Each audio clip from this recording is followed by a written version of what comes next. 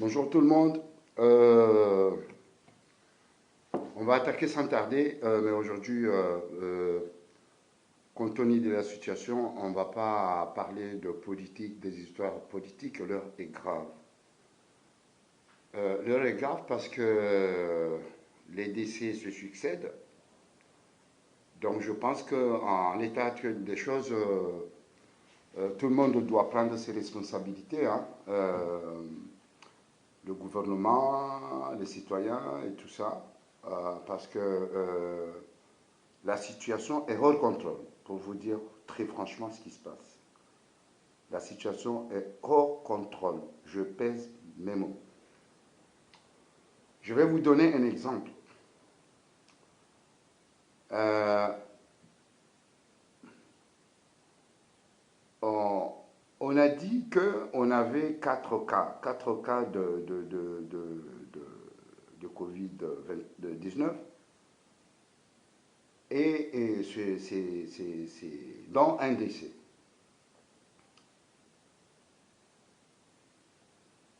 On ignore pour le moment la famille la famille à laquelle appartiennent les personnes décédées ou du moins atteintes, mais plusieurs éléments nous permettent d'affirmer que la situation est hors contrôle. La logique voudrait, si on est parvenu à identifier les victimes, ben, celles qui sont décédées, mais aussi enfin, les porteurs potentiels, hein, parce que les familles de ces disparus ont bien été contaminées, en principe, théoriquement. Sauf même si on a tendance à dire qu'il y a des porteurs sains. Alors, si ces gens-là sont décédés, si cette personne est décédée du Covid-19, pourquoi ne prend-on pas les mesures, les précautions, un, pour désinfecter les secteurs, son foyer en l'occurrence, mettre en quarantaine les personnes susceptibles d'être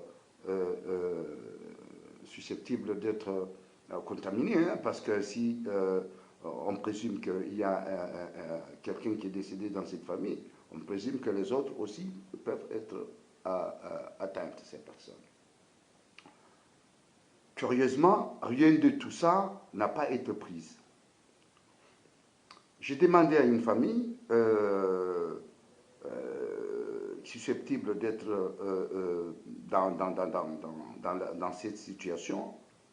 On m'a dit que on avait prévu de venir désinfecter le secteur, mais jusqu'aujourd'hui, le secteur n'est pas désinfecté. Les gens dans ces familles-là partent, reviennent, partent. Il y a beaucoup d'allées-venues. Vous savez, quand quand il y a un décès, hein, c'est la tradition comorienne, on veut qu'il y a les présentations des condoléances. Donc ces gens-là vont et viennent comme ça. Et ça, c'est très dangereux. C'est pour cela que je dis que très franchement, la situation est hors contrôle. Alors, on nous dit également que le patient qu'on avait identifié, vous savez, vous vous rappelez, le Jovien, on était en train de faire une traçabilité de ces mouvements. Mais ce ne sont pas des informations secrètes. Il faut que ces informations soient à la disposition de la population pour que ces gens-là accentuent justement la protection. C'est vrai que les Comoriens se protègent, hein, tant bien que mal, mais il n'y a pas une implication active de l'État. L'État est absent. L'État est absent. J'ai eu à leur rappeler la dernière fois que si l'hécatombe continuait, que les morts continue à augmenter comme ça, hein, ce qui est le cas aujourd'hui, il ne faut pas que les régimes s'attendent à des cadeaux. Il y a eu des précédents dans des histoires comme ça. J'ai eu à rappeler la dernière fois l'histoire de Fabius. Fabius, lui, il a nié le sang contaminé, mais par la suite, il a eu affaire avec la justice, il a eu affaire avec la Cour de la République, parce qu'il a fait ça dans l'exercice de ses fonctions. Mais ça, c'est une institution qui est bien encadrée en France, mais dans le cas des Comores. Il faudrait donc que les autorités prennent leurs responsabilités, parce que demain, ils auront à répondre. Ils auront à répondre si ces morts continuent à augmenter et qu'ils ne font pas appel à l'extérieur, à une aide étrangère. Si on n'a pas les moyens si on n'a pas le moyen de faire face à cette épidémie, ce qui est le cas, le constat est là.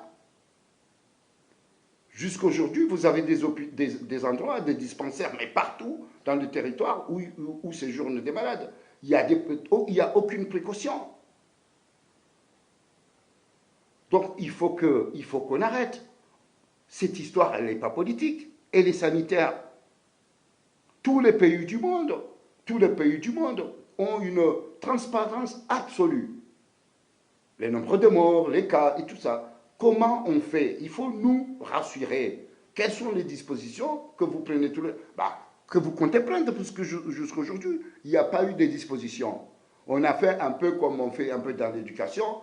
Les gens vont à l'école, mais pour rien apprendre. Parce que dans la société moderne exige que les gens aillent à l'école. Mais il n'y a pas de contenu, il n'y a rien. Donc, on répète aussi aujourd'hui cette histoire de la santé. La santé, moi je panique. Déjà, je commence à écrire mon testament, hein, et puis dire un peu à mes enfants, voilà, parce que à tout moment je peux partir. Donc, quel que soit le bord qu'on peut, ou alors la sympathie qu'on peut avoir envers un régime, mais ce régime-là ne peut pas être supérieur à ma vie en tant qu'homme. Donc, moi, aujourd'hui, je fais cette vidéo. Il faut que l'État comorien communique avec la population. Tout le monde souhaitait, on souhaitait. Personne ne parle. La situation est hors contrôle. Donc aujourd'hui, moi, l'appel que je fais à les gens qui sont en France, notamment, ou au Canada, dans tout, que chacun du monde où il y a des Comoriens, veuillez s'il vous plaît, entre en contact avec les associations, les organismes de toute nature qui nous viennent au secours. On n'a pas besoin de gouvernement pour ça.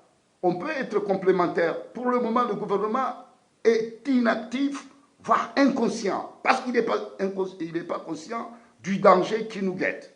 Donc, aujourd'hui, moi, je vais contacter désormais des amis, compte tenu de la gravité de la situation. Je vais contacter aujourd'hui des amis pour essayer de s'organiser, pour essayer de voir comment on peut apporter un soutien aux nécessiteux. Voilà un peu la situation dans laquelle nous nous trouvons. Donc moi, je lance un appel à tous les Comoriens du monde pour qu'ils viennent en aide, chacun dans son pays. Là où il se trouve, venez au secours, on va tous mourir. C'est ça le problème. Donc, ce n'est pas une situation politique. Ce n'est pas une situation politique. C'est une situation d'existence collective. Donc, il faut que tout le monde bouge. On va tous partir. On va tous partir. Ces gens-là sont inconscients. Merde!